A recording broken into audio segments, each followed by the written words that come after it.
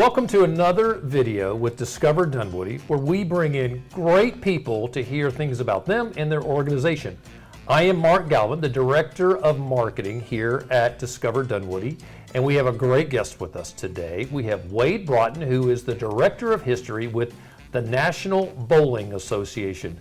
Wayde, welcome. Thank you, Mark. So glad you're here with us. I mean, it's an honor to be here, just to be looked at and talked about. You know? Well, we're going to talk about you a lot today. Well, actually, we're going to let you do a lot of talking today because we're going to learn about the National Bowling Association. Okay. Tell me a little bit about the organization. What do you guys do? Well, it's a bowling organization, but it's a lot more than that. You see? Yeah, it started in the 30s. You know, in the 30s, the social climate in America was a great different than it is now for the African Americans. And bowling grew. I mean, bowling really grew in the 30s, 40s, and 50s. In fact, in 1940, President Roosevelt said bowling was the #1 activity of this country. The #1 activity. Yes, the president Wow. said that. But in the 30s, the African Americans were realizing another aspect of the American dream, so to speak, you know? And they saw that they wanted to express themselves. And bowling was one of the ways and means of doing that. So, in some of the cities in the northern part of this country, particularly in the states of Ohio, Michigan, Illinois, and those particular states, there was a lot of bowling activity. But the problem was the African American bowlers was limited. They did not have access to the bowling centers. The American Bowling Congress did not allow them to be members because it had clauses in its constitution. The American Bowling Congress, as well as the WIBC, was the Women in the National Bowling Congress. They both had clauses in their constitution which denied African American involvement. And so these people wanted to still bowl, and particularly the people in Cleveland. They were the leaders. J. Marie, Joe Blue, Winston Brown, Jack Robinson, and the lady, Viola Crosswhite. They were really, really activists at that time. And so these folks that you just mentioned, are they the founding members of the National Bowling Association? Absolutely. And so it started in Cleveland. Started in Cleveland. And you said, what year was that? 1939. That's when it started, but this activity began in the early 30s. Wow. Okay, good. Because there was bowling leagues, but the problem is they were so limited. In Cleveland, they had 2 lanes they could bowl on. And they had a bowling league with 6 teams bowling on 2 lanes. Only 2 lanes? Only 2 lanes. Each Wow. team had 5 members. Can you imagine? It took a little while, didn't it? They stood in line a little bit. Oh, my goodness. And then you had Toledo, Cincinnati in Ohio, same activity. Chicago, the same thing. Detroit, pretty much the same thing. Limited access, limited bowling facilities. So what is the goal of the association today? Because things have changed a lot since those times. What do you guys try to focus on today? Bowling obviously is the basics of the organization. But what it has done, it has grown itself and expanded itself. It has what we call a youth program. We call one part of it is JP and SP, junior program, it's a youth program. And what that program does is provide scholarships every year. Wow. In fact, we're talking about 14 scholarships a year. Fantastic. Under that program, you have what we call the Celebrity Bowl, where we have different people who come and bowl. In fact, one of the, you've heard of Motown. Sure. Motown, Barry Gordy's brother was named Fuller Gordy. He was one of the celebrities that would bowl in the Celebrity Bowl.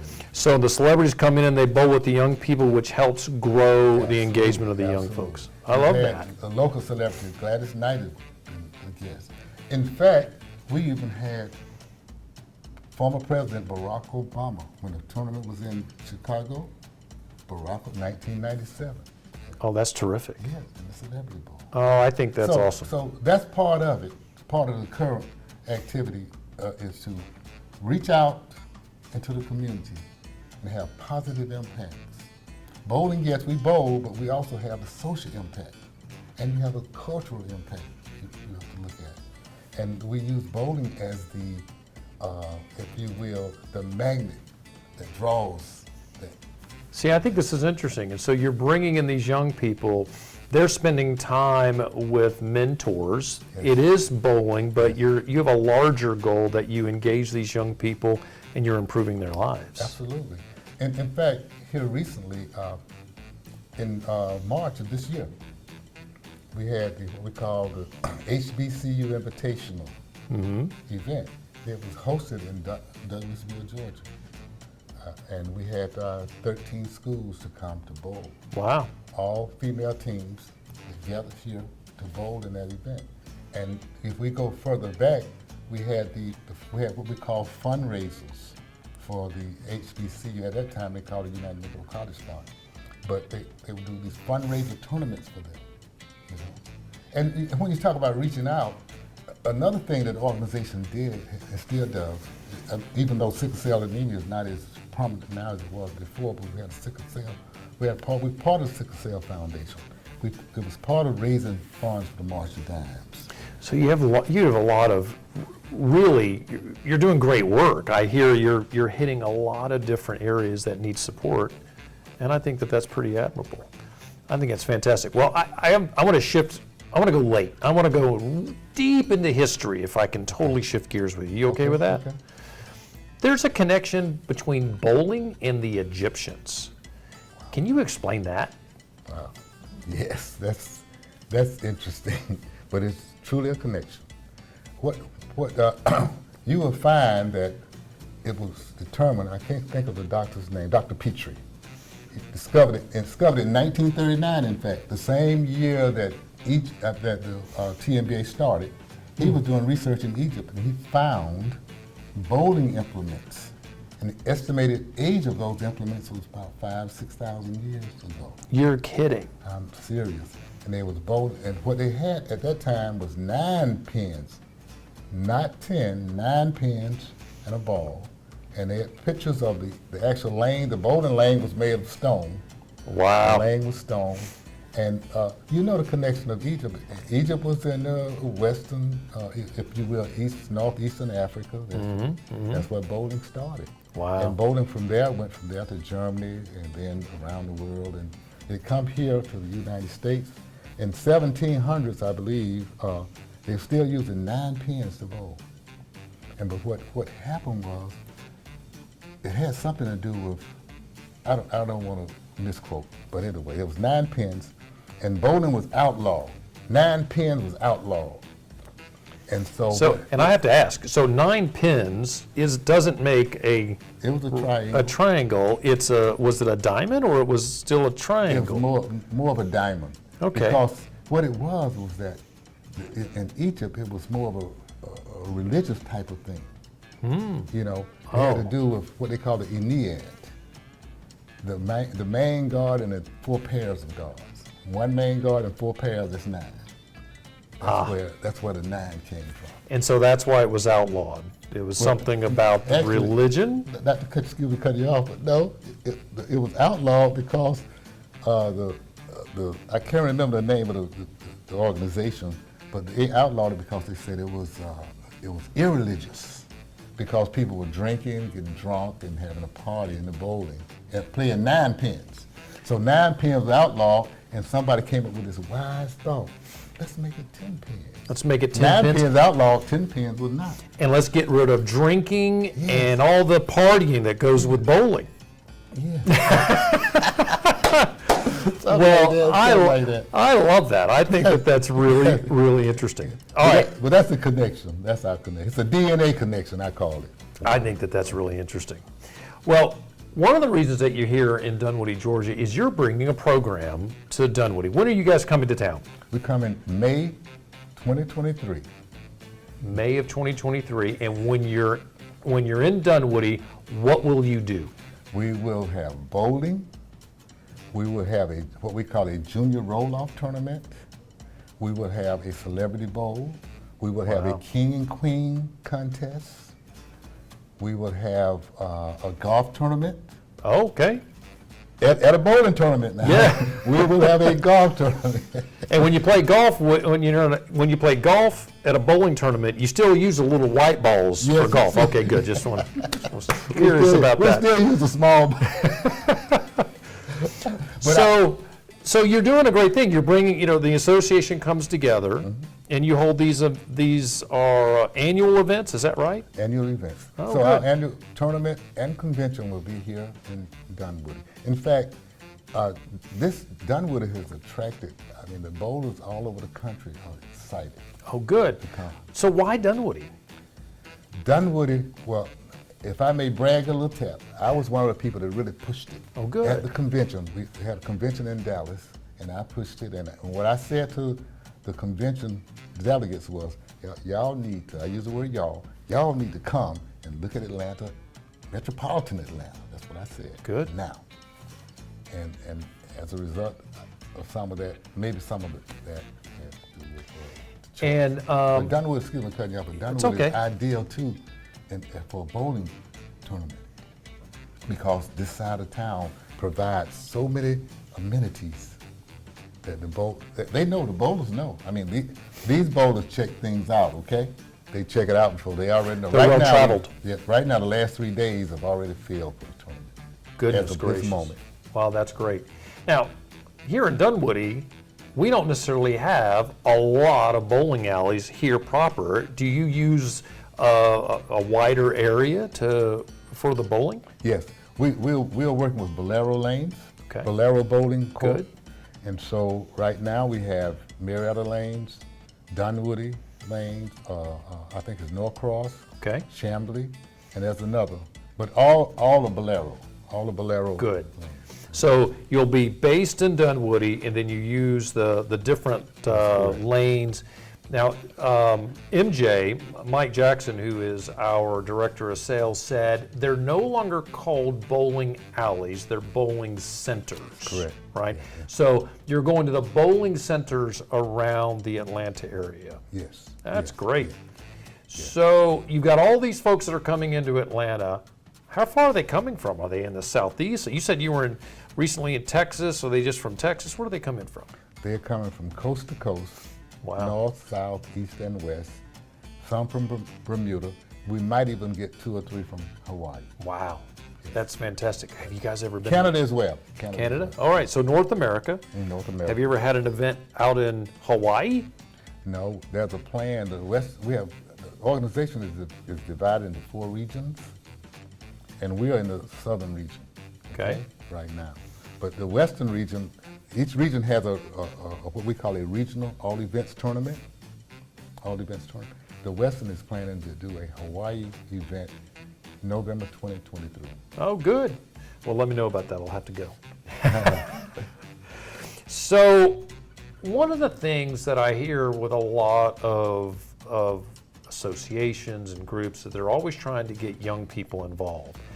Is that important to the TNBA? And if so, what are you guys doing to get them engaged? And you mentioned a little bit about this before, but what are you guys doing today? Okay, first of all, young people involvement is huge because they are future leaders. You got to keep anything going. You got to keep building. Right. You got to keep. It's just like a family. You raise your children. All the young people are like the children of TNBA, and we are all current members of the parents. We have to reach and nourish them and encourage them and inspire them to become involved and do things. And in fact, they bring another whole new creativity to They the do. platform. You see, and so we have to embrace that, and we are definitely embracing that. In fact, in the organization, we do have a youth program. We have what we call a youth leadership program, where we choose every year anywhere between 4 and 10 youth from around the country to come to the convention and take part in the convention, evaluate, and to provide their input. Those are preparing them for future leadership. Oh, I love that. Well, I think that is it's admirable, and it'll create the future vitality of the organization. Yes, And I think that's great. Well, Wayde, I'd love to share with our audience where they can go to join in the fun. Okay, our website is TNBAinc.org. On that website, you can find all the information regarding TNBA. Even you will find the various senates. TNBA is composed of 4 regions.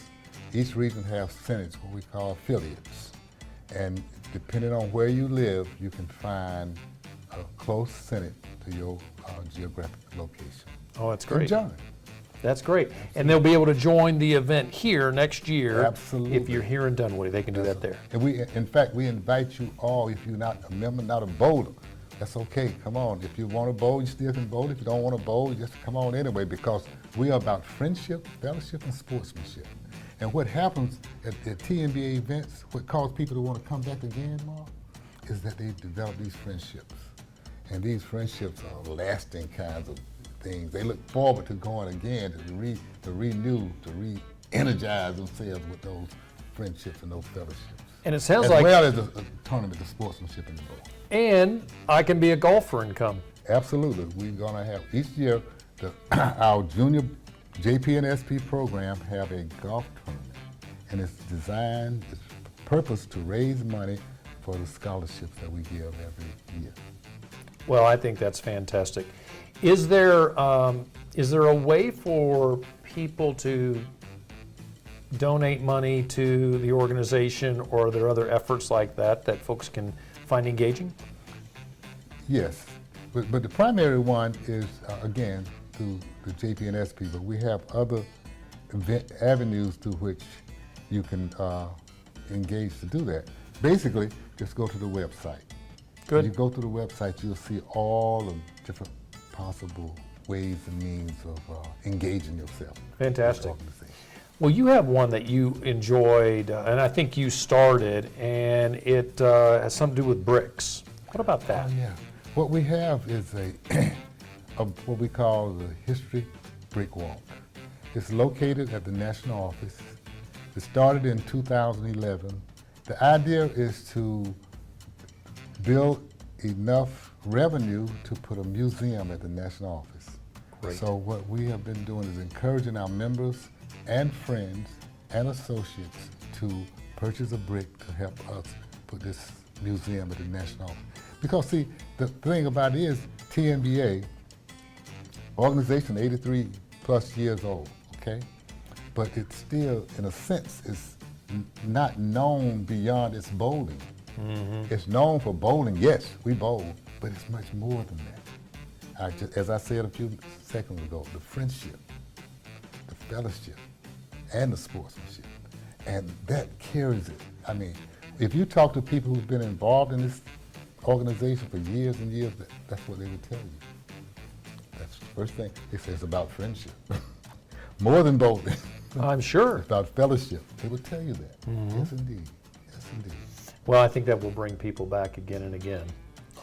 Wayde, thank you so much for spending some time with us here at Discover Dunwoody. We appreciate you being here with us, and we look forward to welcoming everybody with TNBA to Dunwoody next year in May.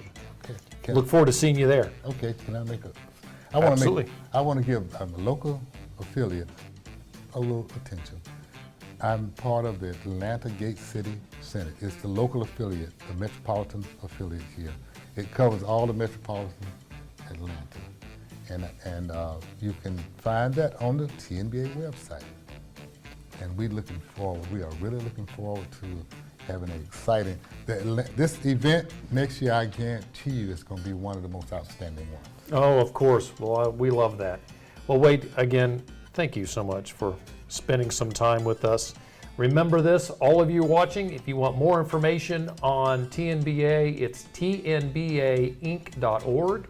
We'd love for you to check them out. If you'd like to learn more about Discover Dunwoody, you can find us at discoverdunwoody.com. I'm Mark Galvin. For Wayde, we're so glad that you were watching today. We look forward to seeing you again soon.